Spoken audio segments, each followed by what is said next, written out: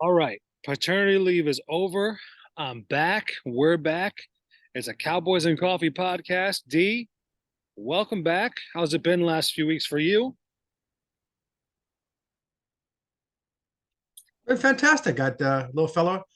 Welcome to the Cortez family, our first team All Pro center. And we don't care where he plays, No. on what team. He can play for the Eagles. That's fine. For those of us following at home, I just had baby number two, hence the few week absence. So Zion Ezekiel Cortez is here to join Zeus. So the Z's have it here. It's been a crazy few weeks for us.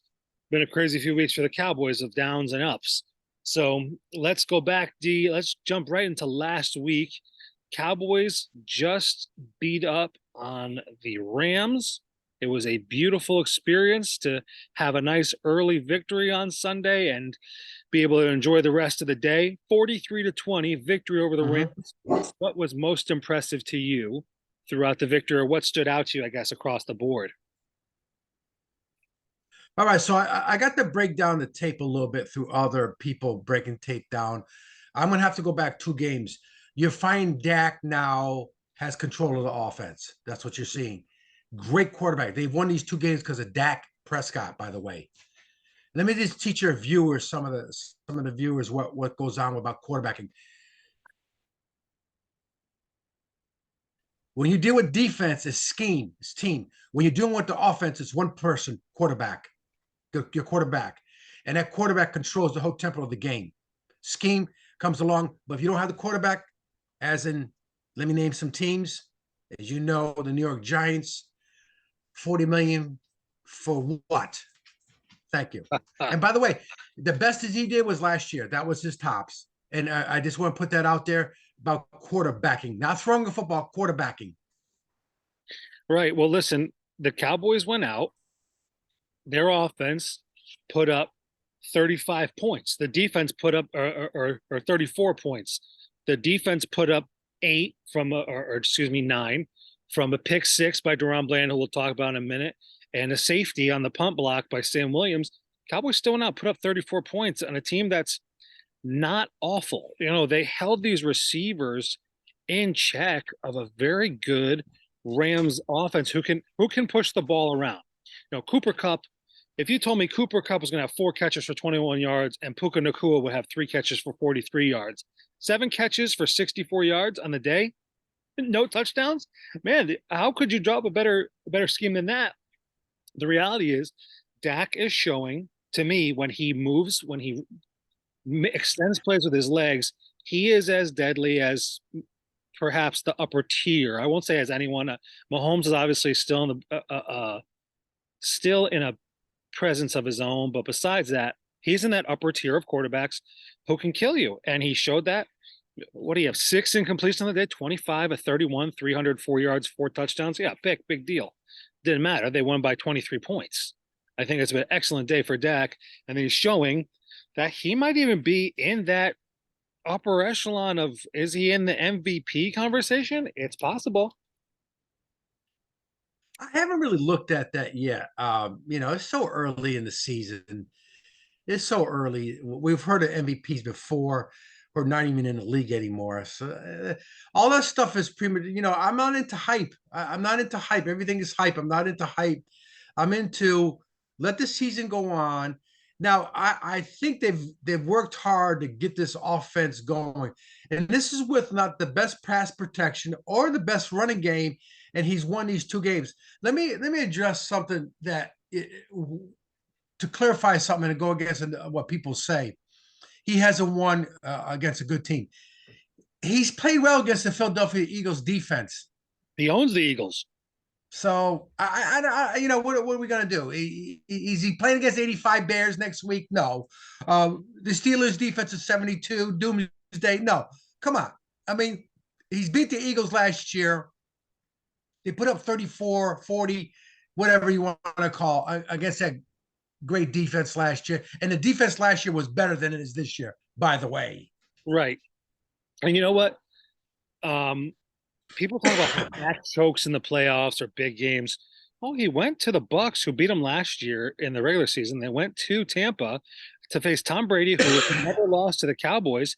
and they whooped those guys. They beat the tar out of them. Yeah, listen, they lost a low-scoring game to the 49ers. We saw that last playoffs, duh. But look at what he did to the Bucks in the playoffs. And listen, if you want to talk about players who fall off in the playoffs, I don't think it's fair if you're going to just name Dak Prescott and not talk about a player like Lamar Jackson, who's been a regular season MVP. He has total touchdowns and 7 turnovers in 4 games. His passer rating is 28.4 points lower than his regular season average, which is the fifth largest drop off in NFL history. He's 1-3 because he's worse than Dak in the playoffs. And I would tell you, he's at just as better coaching at the very least up there. And he's played his took us off a regular season. And in the playoffs, I think he beat the Titans in a divisional playoff game, which doesn't mean which gives you an advantage because you've seen those guys before. I'll say that. So, and we love Lamar. We think Lamar is an excellent quarterback. We think there's more to it than what's going into it. But I don't think it's fair that Dak gets ripped when he has, even when he has a big game. You have like we have like people on TV who will say, "Yeah, Dak had a great game, but what's he going to do in the playoffs?" Dude, what can he do in October to prove to you he's going to be good in the playoffs? Nothing. Yeah, You just have to take it game by game. well, that's what I'm saying. How do you break a game down and schedule? You have to focus where you're at right there. I can't tell you. Look at the quarterback for Arizona. He got traded. That was a disaster, and the Cowboys lost to that team. Yeah, it's disgraceful. It's a winnable game. They should be tied for Right, first place. right. And the question I have, I'm going to ask somebody that we know very close. What do players think of other teams? Did the players go in and over? I guess human nature sometimes takes over. I guess of 80 years of football, I'm sure some teams have gone. We didn't come to play. I know the last game of the year you have that people teams check out. Right. I get that, but I don't know during the season, during the regular season, to say that's an upset. Yeah, I get that. Like Denver beating Kansas City. Right. Well, here's the thing. This week, coming up later, but the week they just played, it looked like after the bye, they had figured some stuff out on offense. Granted, the Rams are not all mad in defense, but they do have some good players like Aaron Donald, who got a couple sacks. Like they do have talent there. They play tough. They've played tough this season. So for Dallas to come up and hang 34 points, and let's say it, they hung 43 points. Another pick six by Deron Bland, who is perhaps playing all pro level. That's his third pick six of the year. I mean, that's very, very impressive for this team. And he's stepped into the outside cornerback role with Diggs out. So they're stepping up and playing. You have to admit it was a very impressive win. What can they do going up this week? But as far as, game 7, I'd much rather be 5-2 than 4-3. Well, what you like about this game is finally at home they're winning, and they're a better team at home. 11 straight at home, and we'll continue to run that streak up because teams coming in here. Cowboys play very well home, and they're winning home. So you could play well at home. They've played well at home and got beat. And again, we'll talk about the game coming up, but the 11 straight is something I think it might be a record, isn't it? The Cowboys record, 11 straight wins. Yeah. Well, what it means 11 straight wins at home. That's what it means. What I also like about streaks is Brandon Aubrey, who we've talked about before here, has come in and solidified the kicking position. That's a guy who's going to be in Dallas for a long time if he keeps kicking this way. 15 straight field goals to start his career. He's done tremendously well. Bones has to get some more credit for him. This is the guy who never played college football. He was a college soccer player at Notre Dame. Excellent player, played a year in the XFL or USFL, excuse me. And now he's here. He missed that first extra point, and then from then on, he's been absolute money He's been fantastic. It also really surprised me was not surprised me. I just think it's good to see Jake Ferguson consistently putting up big numbers there. He's the guy. I mean, he's the guy at tight end. He's just continued to just do certain things. He's not perfect, but man, he you know he's good enough for me at that tight end position. Well, we're going to see about the matchup against the Eagles. Who's going to cover him? And they double up one of those guys. CD will get doubled, so there's going to be a mismatch here somewhere, and he's going to have to beat the Eagles. Yeah. You look at some of the receiving options this week. CD obviously puts a monster performance, 12 catches, 158 yards, 2 touchdowns. Looks like the offensive coaching staff got together and said, we just have to feed him the football, let him make plays, and that's what he did. Brandon Cooks is starting to get in the action. That's 3 catches for 49 yards, a touchdown for him. They're starting to put some things together that make you think, okay, okay, we were asking him to throw to Cooks. We're asking him to just continue to throw the ball to CeeDee Lamb. 25 to 31, passing the ball. That's a great offensive performance. That's as far as the passing game goes, that's fine by me.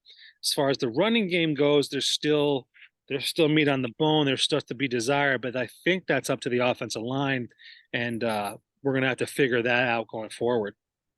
Now, did Dak break all-time NFL record of 3 straight games of 80% completion rate? Perhaps I missed that statistic, but that is incredible. I think that's out there. I think it's 3 straight games that 8% is an NFL record. It goes on the books. Yeah, that three straight home games for Dak with 80% completion or better. Okay, home games.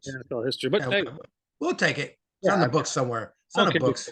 Home or away, you want those are the statistics you want on your side, not on the other side.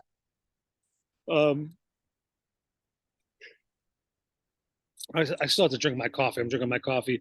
Listen, people, when you have a newborn, all sorts of crazy stuff is going back and forth. So you don't know what you got here and there, man. You're coming and going. We're recording this 8 o'clock at night. So we'll move on from the Rams game. They beat the snot out of them. Let's instead of looking forward, let's look to right where we are today. We're recording here on the 31st on Halloween, and the trade deadline has come and gone. The Cowboys didn't do anything, but I would say this: the Cowboys already did what they were going to do as far as trading the picks. They got Cooks, they got Gilmore. That's why those guys are here. They would be worse off without them. I didn't think they had the capital to go get someone unless they were going to go get a star. If you're going to trade a first-round pick for someone like Patrick Surtain, fine, but they're asking prices like a first and like a high-quality player. It's like, I don't they didn't have that. So I was fine with the Cowboys staying put. Yes, I would have preferred someone like a Jalen Johnson or a Derrick Henry, but at what cost? And for both guys who would be rentals, who I don't feel like Dallas is going to re-sign long term. So I didn't have a problem with them not doing anything in a vacuum. Sure, I want other guys, but you still need draft picks. You still need young talent, and the Cowboys have shown they can hit on those picks. So thoughts on the trade deadline? Well, it's come and gone, and we move on.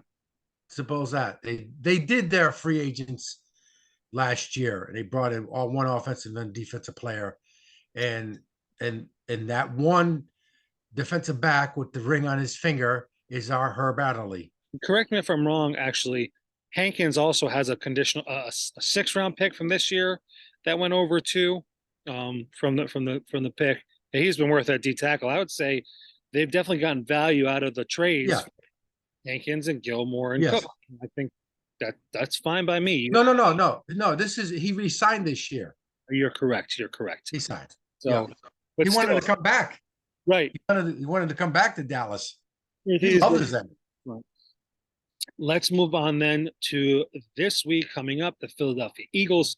Cowboys are going to Philly. It's going to be a good game. Chilly now. It wasn't like it was last week where it was 70 degrees up here in New England, almost 80 degrees. And now they're facing the number one team in the NFC, number one team in the division. Cowboys win this game, they're at the top looking down at everybody else with a game in hand against the Eagles. What's your prediction? What are your thoughts in the game? Where are we going? Well, our offensive line, we're how healthy we are, and our running game. That's where how are we going to run against the Eagles? We're going to get it on the outside, go to edges, stay away from the middle. Fine, I get that. Stay away from the third and longs, dump it to Pollard, make some plays out of the backfield, and take a couple shots long. And then on the defensive side of the ball, knock the snot out of Hurts every chance you get. Get a couple of flags, cold cock him good. Let him get shaky in what you call, because they don't want him running. You don't want Hurts running, because once he gets out of the pocket, let me tell you something. It works both ways, big plays or get hurt. And I'm telling you, I'm not for big have my quarterback run like a running back. I think it's stupid. I really do. Well, he's already hurting. His knee is definitely in pain. He's definitely dinged up. Before I go further, I should clarify the Eagles have 7 wins. So even if they lose, they'll technically be a half game up on the Cowboys going into their bye the following week. The Cowboys have to continue to win, but Right. Cowboys would be in pole position, I guess, with that inside tiebreaker. So Cowboys this week, they can't let Jalen Hurts move. He has a banged up knee. He is still, it seems like there's other lingering injuries here. They got to take advantage of that.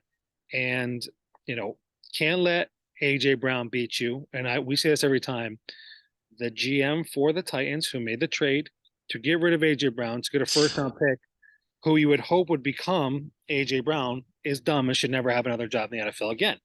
Now, Traylon Burks is hurt. He's had nothing this year. It doesn't tell you anything. A.J. Brown is fighting there with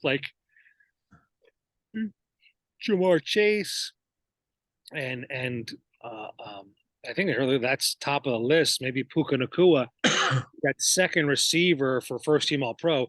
Tyreek's on pace for Offensive Player of the Year, 2,000 yards. But AJ Brown could be first team All Pro. He's at 5 straight games, 125 receiving yards. Can't have that for the Cowboys. He's a big physical receiver. Can't let him do that. Cowboys defense has to be all over these guys. Dallas Goedert hasn't played tremendously well this year. Got to be on him. They do have DeAndre Swift, which he is a weapon out of the backfield. You have to account for him. Cowboys defense is going to have to show up and keep them in the game. Cowboys offense, this defense, has not been truly impressive the last couple of weeks. Excuse me, last week against the Commanders, they let up 31 points. And it was really actually left 31 points to the Commanders twice. It was the offense that bailed them out. And same thing with the Vikings. They let up 28 points to the Vikings. It's the offense that's bailed them out of these games. If the Cowboys defense can keep the offense in check, meaning under 30 points, let's say 24, 25 points, Cowboys have a legitimate shot to win this game. Well, they lose, the media are going to bury them. If they win, they'll make an excuse why they won. Something will be an excuse. And that's why it's all twisted on the wins and losses of the Cowboys. Yep. This is a big stretch for the Eagles are about to go through. Their next 6 games go Cowboys, Chiefs, Bills, 49ers, Cowboys, Seahawks. That's 6 straight games against real playoff teams. Yeah, they're all playoff teams. Yeah, they are. They're playoff teams. Now, the good thing is the Eagles on the back end get Giants, Cardinals, Giants to finish the season. So they really just need to hang in here. If they go 3-3 over the next 6 games, let's say they even go 2-4, okay, and they're 9-5. Those last 3 games, I'm chalking up 3 straight wins. They're 12-5. That's a phenomenal year, and that's right there to win the NFC East or even the NFC at this point. So they can go 2-4. The Eagles have if they can pull out a game against the Cowboys this week, they will have another clear shot for the number 1 seed, the bye and everything. That's why I feel like the Cowboys really have to get this win now. They cannot let the Eagles have a cakewalk like they did last year, where they could kind of ease their way in or Mhm. heal their guys in. You have to put the pressure on them and have them fight, the rest of the way. The Cowboys have a next couple games easy. Go Giants, Panthers, Commanders, which I think are 3 winnable games.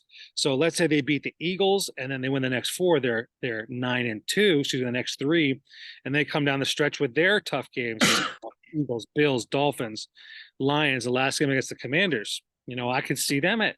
They're going to have to pull two out of those four: Seahawks, Eagles, Bills, Dolphins, but they need to win this one here as well to really keep that number one seed and even the NFC East within their grasp. Well, listen, you play 1 week at a time, and you scheme at one game at a time. You execute one game at a time. We as fans always look ahead all the time. True. And that's when I'm going to ask some questions about a certain individual, what the perspective, what they think of scheduling. I think my understanding, most of these players don't know the schedules. They don't Right, even know schedule. right, right. And I could see that. You can see that being a thing. You just kind of play whoever's in front of you, and to a certain extent, I appreciate that personality, there, that vision, because you're not getting caught up in trap games or whatever. Listen, So, like, I think that the NFC East plays the AFC West next year. they play the West next year because they're playing It goes to the West, right? the West this year. No, no, they're No, because no, I was messed up because the Cowboys play the Chargers. That's that one. They play the yeah, East.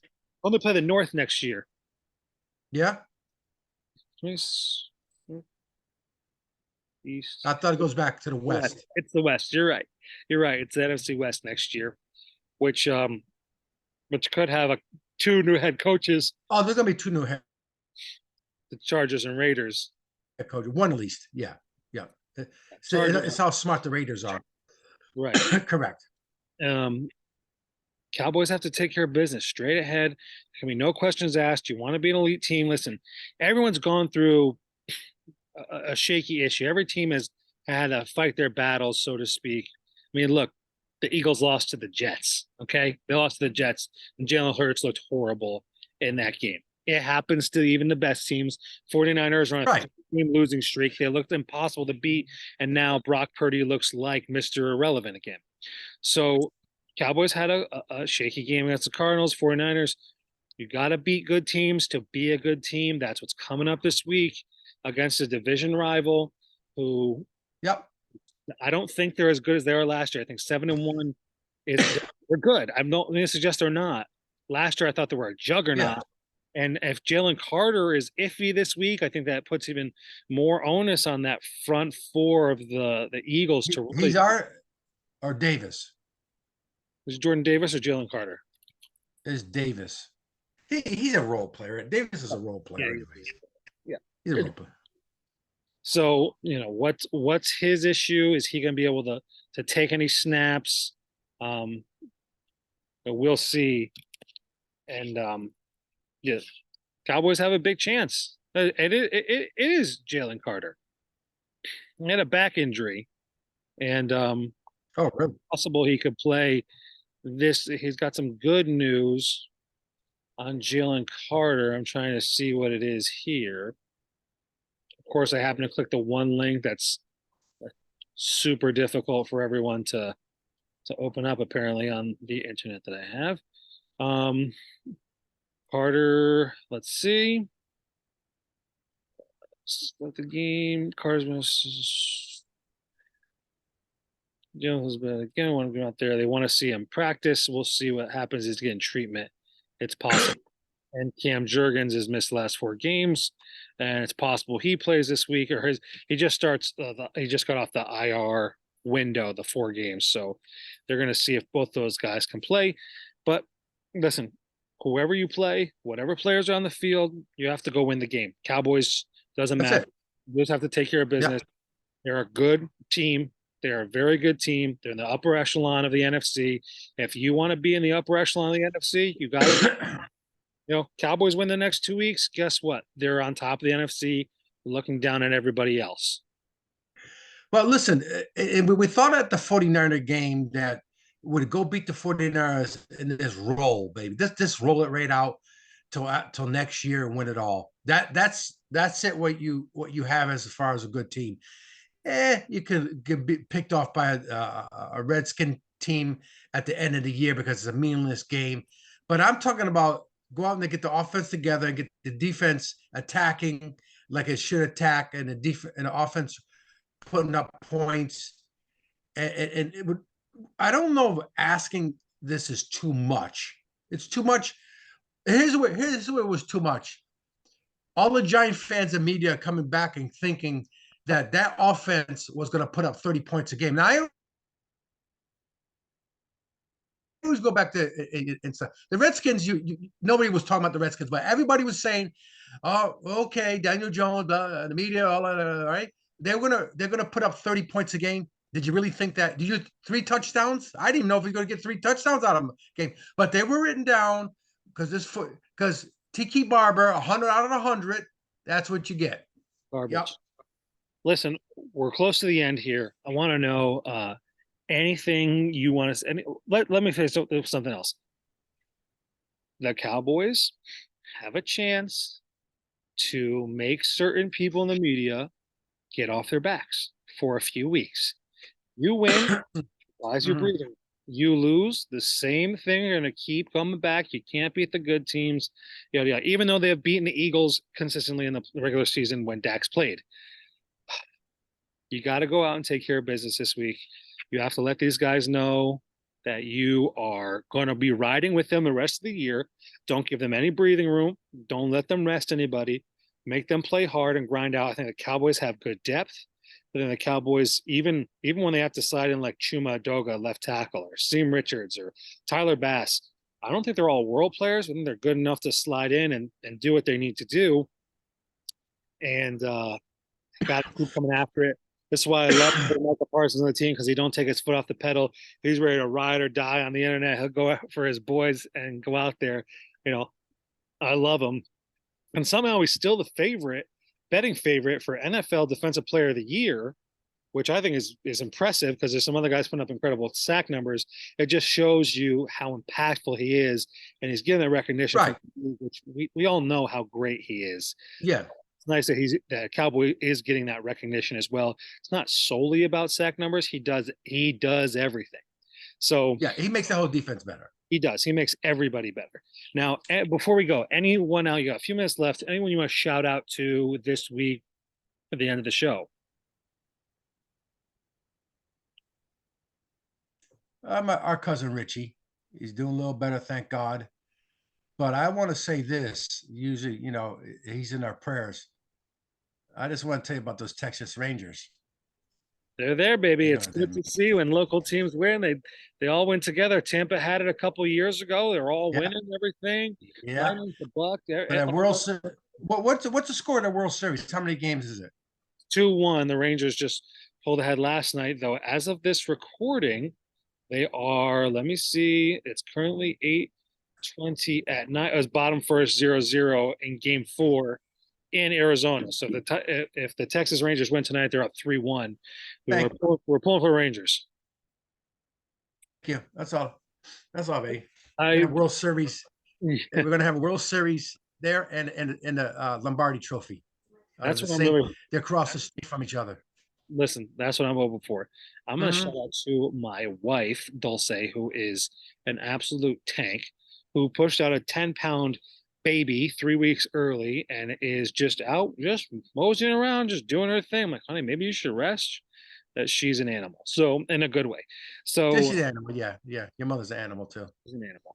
Both Yeah. of them are animals. So thank you, honey, for another handsome boy. And we're 2 for 2 with boys here, and we're having a good time. And she's exhausted, and I'm exhausted, and that's the way it should be when you have a newborn and a 2.5-year-old Hmm. who's still. Remember, 0 to 6. 0 to 6. That What does that mean? was you guys newborn 2, 4, and 6. Oh God, born in Yeah. two, and I'm like, Now you know what it means, right? 0 to 6. 0-2 is bad enough. Yeah, yeah, yeah. Put two more on that. Yeah, yeah. I almost said that. I almost said a word there that I'm not supposed to say. Yeah.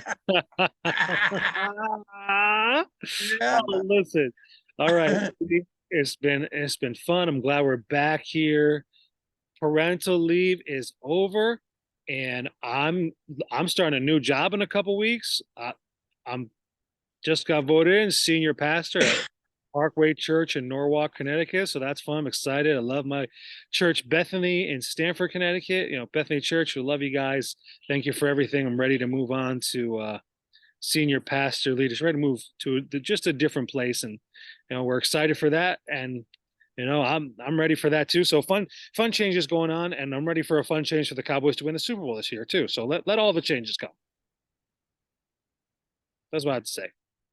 Amen. All right. You can find us on Designated Report. You can find us on Instagram, on Twitter, on YouTube. We're on Spotify.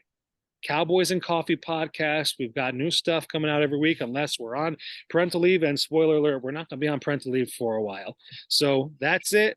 Dee, I love you. I'll talk to you later. All right. I love you. All right. Love you. Peace. Bye.